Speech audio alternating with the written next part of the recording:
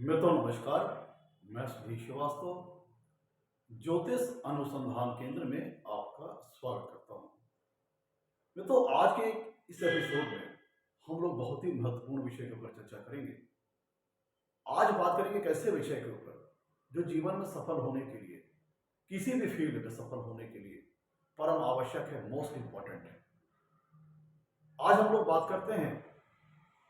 कुछ ऐसे विषय के ऊपर जो कि इंडिकेट करता है कि व्यक्ति पुरुषार्थी कितना है, व्यक्ति के पास पुरुषार्थ कितना है, उसके पास जीवन में प्रयत्न करने की, एफर्ट करने की कितनी पावर है, अपनी प्लानिंग को अमली जामा पहनाने की, इंप्लीमेंट कर अपनी प्लानिंग को, जो उसने योजनाएं जीवन में बना रखी हैं,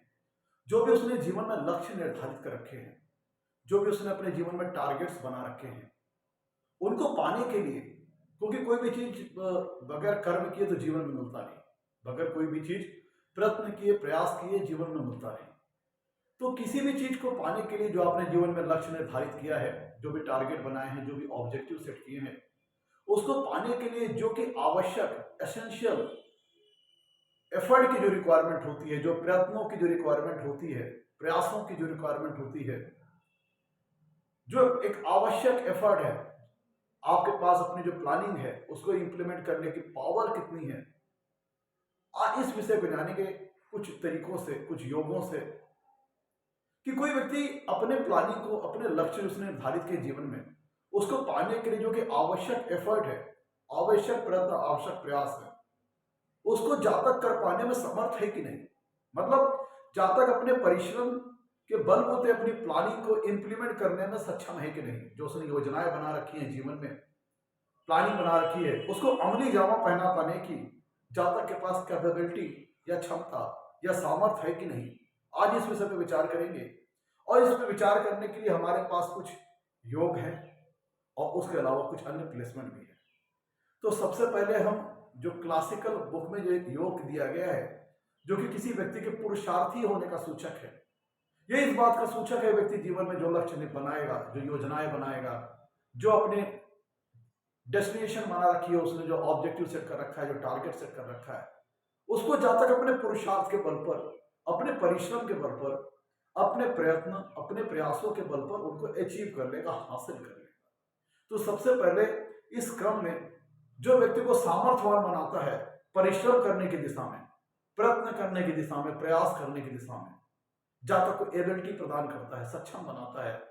कि जातक अपने परिश्रम के बलबूते अपने प्रयत्नों को साकार रूप में आकार दे सके। मतलब अपनी प्लानिंग को, अपनी योजनाओं को वो अमली जामा पहना सके, उसे इंप्लीमेंट कर सके। ये सक्षमता, ये सामर्थ्य ज्योतिष में कौन सा योग प्रदान करता है, सबसे पहले उस पर बात कर लेते हैं। ज्योतिष में मित्रों एक योग है जो कि जिसकी परिभाषा तो सरल है, लेकिन वो काम बहुत बड़ा करता है। परिभाषा, उसकी डिफिनीशन तो सरल है, इजी है, लेकिन उसका वर्क बहुत बड़ा है। और वो जीवन में आपको ऐसी चीज प्रदान करता है जो जीवन में किसी भी फील्ड में सफल होने के लिए सबसे मोस्ट इंपॉर्टेंट कंपोनेंट है। सबसे पहली इच्छा शक्ति प्रदान करता है ये योग, आपको फर्म डिटर्मिनेशन पावर प्रदान करता है, अपनी योजनाओं को अमली जामा पहनाने की, अपनी प्लानिंग को इंप्लीमेंट करने की पावर प्रदान करता है ये योग। तो हम लोग इस योग के बारे में बात करें सबसे पहले, तो इस योग का नाम है सौर्य योग। फलदीपिका ग्रंथ में इसको बताया गया है सौर्य योग। बाय डिफिनीशन देखेंगे तो सरल योग है, आपको आसानी से समझ में आएगा। मैं एक उदाहरण के माध्यम से यहां बताऊंगा, आप अपनी कुंडली में अपने लगने के हिसाब से देखिएगा। अगर ये योग बनता है आपकी कुंडली में, तो ये योग इस बात का इंडिकेशन है कि आपकी कुंडली का तीसरा भाव मजबूत हो जाएगा। भाई तीसरा भाव से, हम तीसरे भाव से अगर बारे में बात करें, तो तीसरे भाव से जातक की प्रयत्न करने की क्षमता का विचार किया जाता है। जातक कितना परिश्रमी होगा, कितना एफर्ट करेगा जीवन में, कितना प्रयास करेगा, कितनी मेहनत कर सकता है जातक, किसी प्रकार की डिसीजन मेकिंग पावर, किसी प्लानिंग की एग्जीक्यूशन की पावर,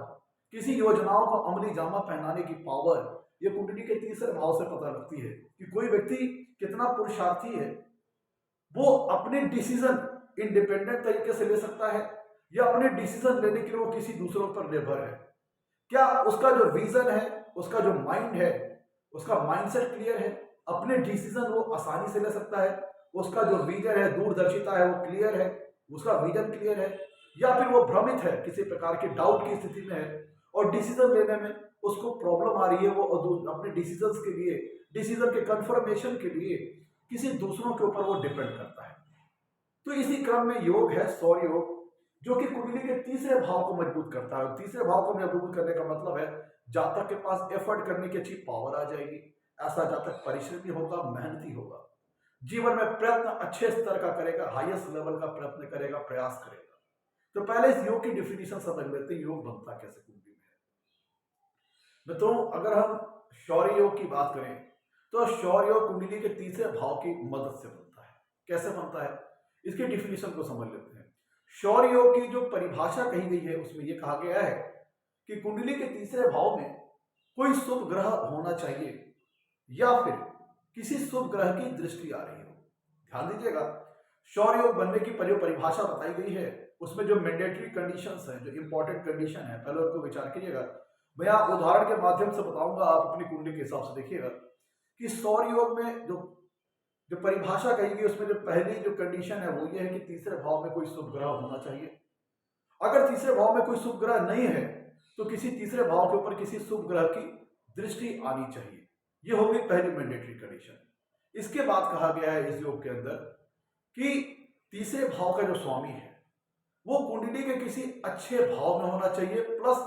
वो अच्छे भाव में होना चाहिए, साथ ही साथ या अपनी स्वराशि का हो या अपनी उच्च राशि में हो। साथ ही साथ एक कंडीशन और जोड़ दी गई कि तीसरे भाव का स्वामी अर्थात तृतीयेश अस्त नहीं होना चाहिए। तो पहली कंडीशन हो गई थी सौर योग बनने की कि तीसरे भाव में कोई शुभ ग्रह हो या तीसरे भाव के ऊपर किसी शुभ ग्रह की दृष्टि आ रही हो, प्लस तीसरे भाव का स्वामी जो तृतीयेश है वो कुंडली के किसी शुभ भाव में होना चाहिए, केंद्र स्थान में हो या त्रिकोण स्थान में हो। और सिर्फ केंद्र शुभ भाव में नहीं होना चाहिए बल्कि साथ ही साथ वो वहां पे अपनी चाहे स्वराशि में हो या अपनी उच्च राशि में हो। और एक कंडीशन इसमें और जुड़ी है कि तीसरे भाव का स्वामी कुंडली में अस्त नहीं होना चाहिए, तब जाकर के कुंडली में सौर योग बनेगा। और आप जानते ही हैं कि जब किसी भाव में शुभ ग्रह हो तो उस भाव से या उस भाव पर शुभ ग्रह की दृष्टि आ रही है तो उस भाव से संबंधित जो कारकत्व है उनसे संबंधित फलों को पाने में जीवन में आसानी रहती है और वो भाव के कारकत्वों को, फलों को प्राप्त करने की दिशा में आसानी प्रदान करते हैं, सरलता प्रदान करते हैं। और जब उस भाव का स्वामी कुंडली के किसी शुभ भाव में हो और मजबूत अवस्था में हो, चाहे स्वराशि का हो, उच्च राशि का हो, तो उस भाव के सिग्निफिकेंस को, उस भाव के कारकत्व को मजबूत कर देगा। फलस्वरूप क्या होगा कि उस भाव से संबंधित जो कारकत्व हैं, जो सिग्निफिकेंस है, उनसे संबंधित फल जातक को अपने जीवन में बहुत अच्छी मात्रा में प्राप्त हो सकता है। अगर हम तीसरे भाव की बात करें तो पहले इस उदाहरण से आपको बता देता हूं कि सौर योग बनेगा कैसे कुंडली में। देखिए, पहली कंडीशन ये कही गई है कि तीसरे भाव में कोई शुभ ग्रह होना चाहिए या किसी शुभ ग्रह की दृष्टि होनी चाहिए तीसरे भाव के ऊपर। तो लेट्स सपोज मान लीजिए कि मैंने उदाहरण समझाने के लिए आपको मैंने वृषभ लग्न की कुंडली खोली हुई है, वृषभ लग्न की कुंडली बनाई हुई है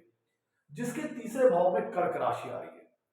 और कर्क राशि के स्वामी होते हैं चंद्रमा। कर्क राशि के स्वामी होते हैं चंद्रमा। तो पहले तो कहा गया है कि कुंडली की जो कंडीशन बताई गई है कि तीसरे भाव में कोई शुभ ग्रह हो या किसी शुभ ग्रह की दृष्टि आनी चाहिए।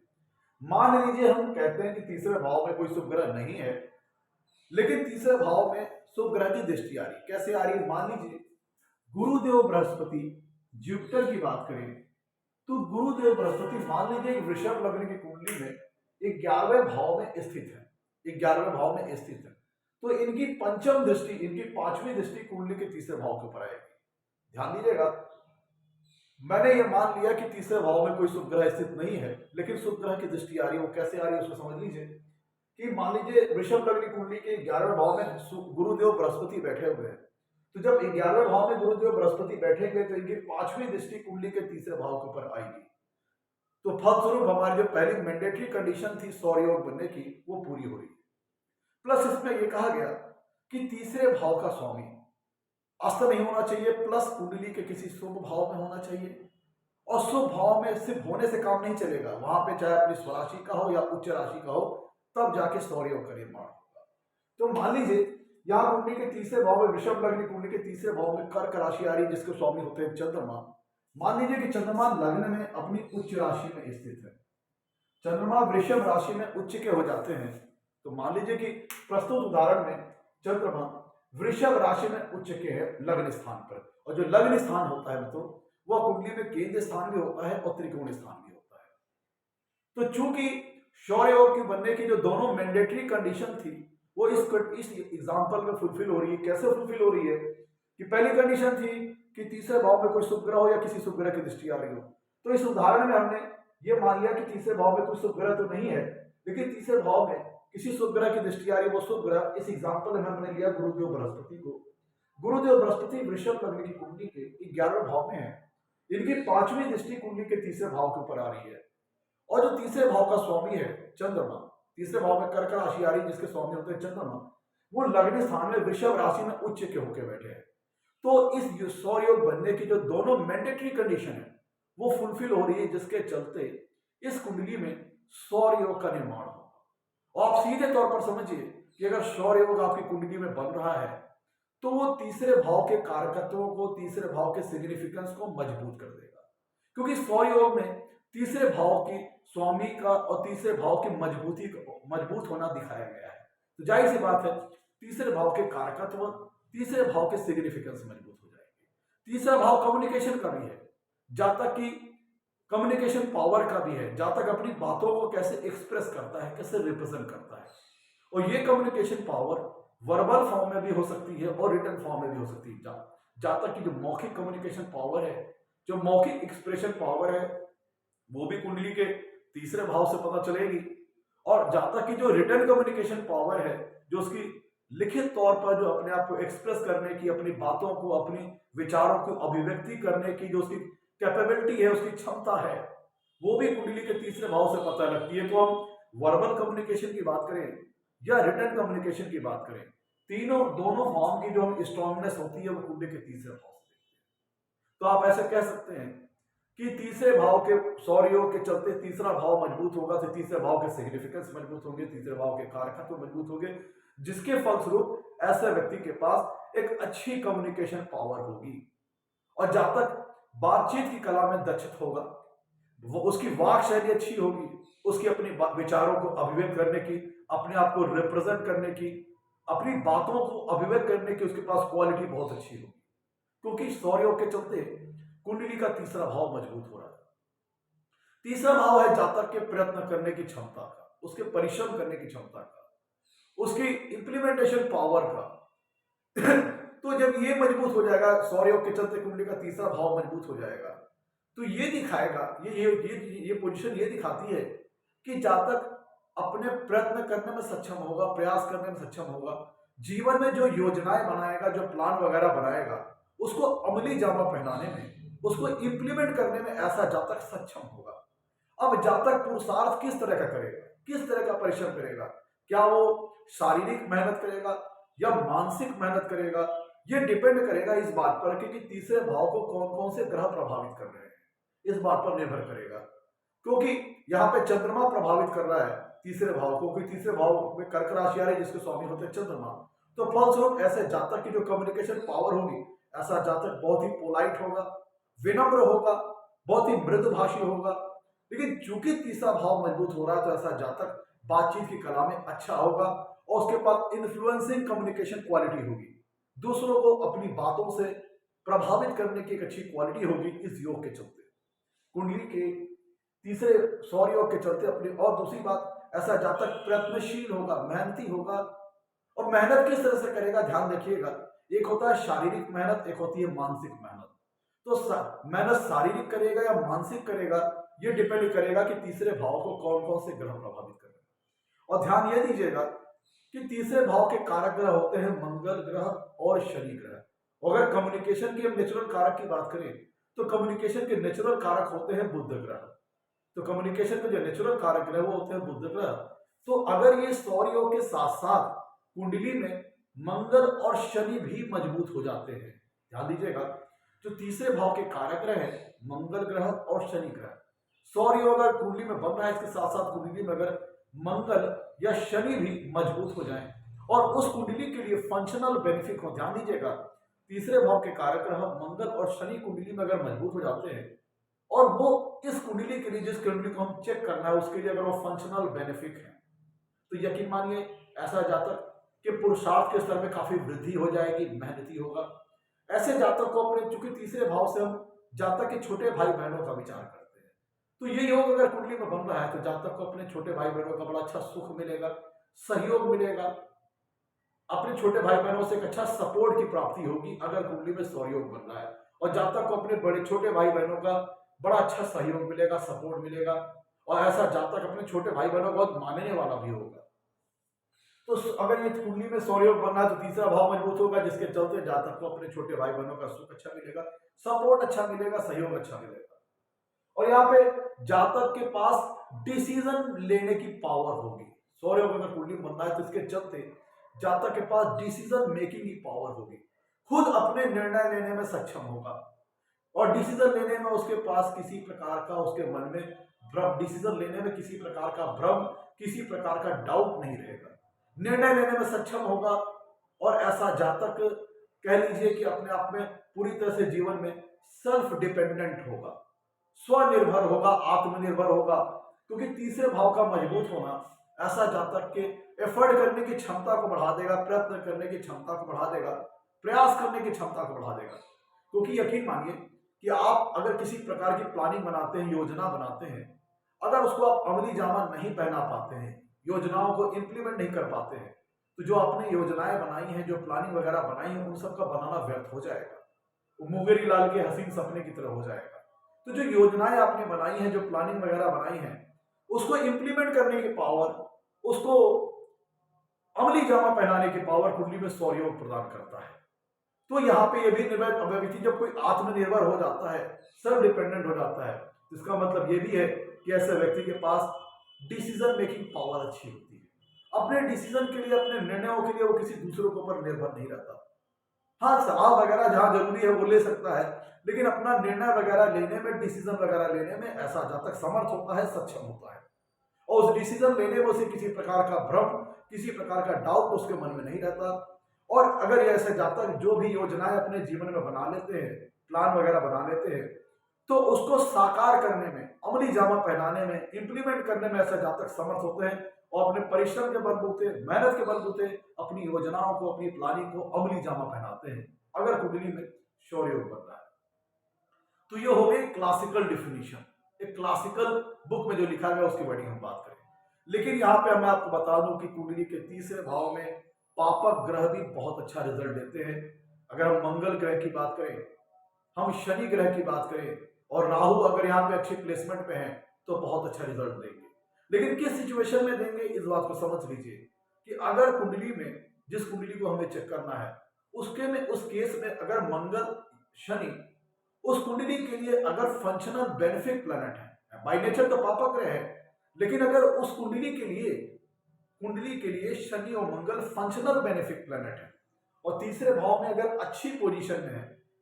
तो ऐसा जातक अपनी मेहनत के बलबूते, अपने परिश्रम के बलबूते, अपने सपनों को साकार रूप में लाने में समर्थ होता है, अपने सपनों को सच करने में अपने परिश्रम के बलबूते, अपनी मेहनत के बलबूते ऐसा जातक सक्षम होता है।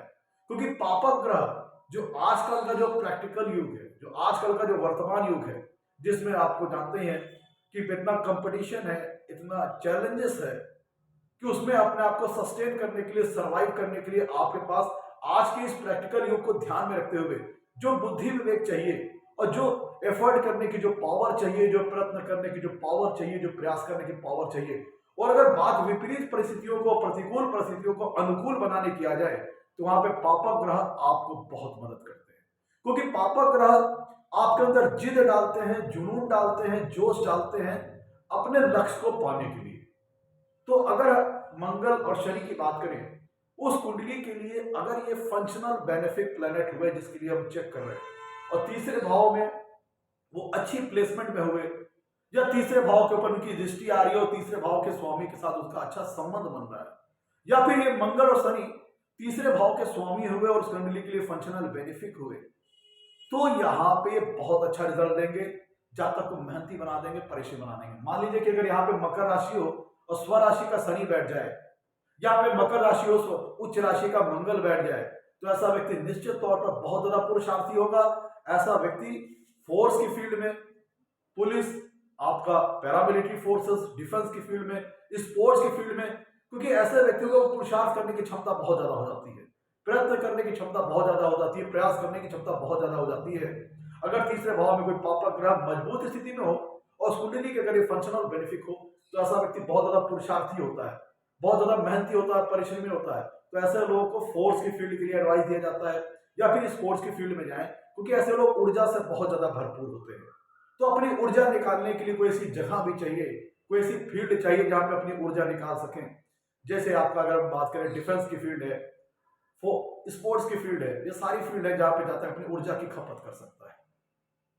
और अगर बुध तीसरे भाव का स्वामी है या तीसरे भाव में उसका प्रभाव है, तो ऐसे व्यक्ति की communication skill, logical power, analysis की पावर, अंडरस्टैंडिंग की power, statistical power, calculation power, ये सारी चीजें बहुत मजबूत हो जाएंगी। कि अगर सौर योग बुध ग्रह के कारण बन रहा है, तो ऐसे व्यक्ति के पास बहुत अच्छी लॉजिकल पावर होगी, कॉन्सेप्चुअल पावर होगी, अंडरस्टैंडिंग पावर होगी, एनालिसिस की पावर होगी, स्टैटिस्टिकल पावर होगी, अगर कुंडली के तीसरे भाव को बुध प्रभावित करता है। तो अगर आपको कुंडली में बाई क्लासिकल बुक की डिफिनेशन जो फलदीपिका में दिया गया है, सौर योग बन रहा है, तो बहुत अच्छी बात है। अगर नहीं भी बन रहा है, तो जो मैंने दूसरा विकल्प बताया है जो पापक ग्रहों का है, अगर कुंडली के तीसरे भाव में राहु ग्रह बहुत अच्छी स्थिति में आ जाए, मान लीजिए उच्च के हो जाए, तो आपको राहु भी यहां बहुत अच्छा रिजल्ट दे सकता है। और ध्यान दीजिएगा कि यहां पे तीन कुंडली का जो तीसरा भाव होता है वो स्किल का भी होता है। आप किसी भी गुण में या किसी अपने जो भी कार्य आप कर रहे हैं उसमें आप कितना दक्ष है, कितना परफेक्शन आपके पास है, कितना आपके पास स्पेशलाइजेशन है, कितने स्किलफुल है आप, ये चीज भी कुंडली का तीसरा भाव बताता है। तो अगर कुंडली में सौर योग बन रहा है, या बाय डेफिनेशन जो मैंने दूसरा विकल्प बताया कि पापक ग्रहों से तीसरा भाव प्रभावित हो, चाहे आप एक पापक ग्रह अच्छी पोजीशन पे बैठे हो, चाहे तीसरे भाव का स्वामी पापक ग्रहों का कुंडली किसी अच्छी पोजीशन में हो, और वो मंगल, शनि या राहु उस कुंडली के लिए फेवरेबल ग्रह हो, फंक्शनल बेनिफिट प्लैनेट हो, तो ये भी आपको सौर योग जैसा ही रिजल्ट देंगे। और इस केस में तो ऊर्जा का स्तर बहुत ज्यादा बढ़ जाएगा और व्यक्ति अपनी मेहनत पुरुषार्थ के बलबूते अपने विपरीत और प्रतिकूल परिस्थितियों में भी अपने लक्ष्यों को हासिल कर लेगा, क्योंकि पापक ग्रह आपके अंदर ऊर्जा, जोश और जुनून ये सारी चीजें प्रदान करेंगे अगर कुंडली में इस तरह की भी कंडीशन बन रही है। और ध्यान दीजिएगा, क्योंकि अगर कुंडली का तीसरा भाव मजबूत होगा सौर योग के चलते या फिर जो मैंने डेफिनेशन बताई उसके चलते, तो चूंकि तीसरा भाव पांचवें का 11वां है, ध्यान दीजिएगा कुंडली का तीसरा भाव पांचवें भाव का 11वां है, तो ये पांचवें भाव का लाभ स्थान हुआ। इसका मतलब क्या हुआ कि पांचवें भाव से संबंधित जो सिग्निफिकेंस है, जो कारकत्व है, उनका रिजल्ट, उनकी चीजें अचीव करने में लाइफ में आसानी होगी, लाभ मिलेगा, क्योंकि पांचवें का 11वां भाव है। साथ ही साथ यह कुंडली के सातवें का 9वां भाव है, दाम्पत्य जीवन का कुंडली का 7वां भाव मैरिज लाइफ का है, बिजनेस का है, तो ये 7वें से 9वां भाव है। तो 7वें से 9वां भाव है, तो अगर ये सौर्य के चलते ये कुंडली में मजबूत होगा, तो जातक को ये दाम्पत्य जीवन से संबंध भी अच्छा रिजल्ट लेके आएगा। और यहां से कुंडली के तीसरे भाव से हम स्पर्म काउंट का भी विचार करते हैं, जातक की कह लीजिए कि प्रेगनेंसी धारण करने की उसकी पावर कितनी है। अगर पुरुषों की बात करें तो स्पर्म काउंट का यहां से विचार किया जाता है, और अगर स्त्रियों की बात करें तो यहाँ पे जो अंडे जो बनते हैं उनकी क्वांटिटी कितनी होगी, ये भी कुंडली के तीसरे भाव से निर्धारित किया जाता है। तो कुंडली के तीसरे भाव का मजबूत होना यह आपके दाम्पत्य जीवन के लिए भी बहुत अच्छा है। तो सौर योग अगर आपकी कुंडली में बन रहा है, तो ये जीवन में आपको सफल बना सकता है, और ये आपको सिर्फ तीसरे भाव से संबंधित कारकत्वों को नहीं मजबूत करेगा, बल्कि जो पांचवें भाव से संबंधित जो कारकत्व है, जैसे एजुकेशन का है, संतान का है, इनसे संबंधित क्षेत्रों में भी ये योग आपको लाभ देगा। प्लस ये जो 7वां भाव है दाम्पत्य का है, बिजनेस का है, चूंकि ये भाव 7वें से 9वां है, तो ये अगर योग आपकी कुंडली में बन रहा है, या जो मैं स्थिति बता रहा हूं, विशेषकर अगर सौर योग आपकी कुंडली बना है, तो इसका रिजल्ट आपको दाम्पत्य जीवन में या आपके बिजनेस वगैरह में भी मदद करेगा, क्योंकि ये भाव जो है ये 7वें से 9वां है, 7वें का भाग स्थान है, और 7वां भाव आपके बिजनेस लाइफ का है, आपकी पब्लिक लाइफ का है, आपकी मैरिज लाइफ का है, और कुंडली का 5वां भाव आपकी एजुकेशन का है, संतान का है। तो उससे सभी 5वें से 11वां है, तो 5वें भाव के सिग्निफिकेंस को प्राप्त करने की दिशा में हेल्प करेगा। और 7वें भाव का 9वां है, तो दाम्पत्य जीवन के लिए बात की जाए या फिर आपके बिजनेस फील्ड के लिए बात की जाए, तो उसके लिए योग बहुत आपके लिए हेल्पफुल साबित होगा। तो ये मैंने एग्जांपल आपको बताया, अगर कुंडली में शौर्य योग बन रहा है तो आपको ये योग पुरुषार्थी बनाएगा, स्किलफुल बनाएगा। आप जिस भी प्रकार की गुण या स्किल आपके पास है उसमें आपको ये दक्षता प्रदान करेगा, परफेक्शन प्रदान करेगा, स्पेशलाइजेशन प्रदान करेगा।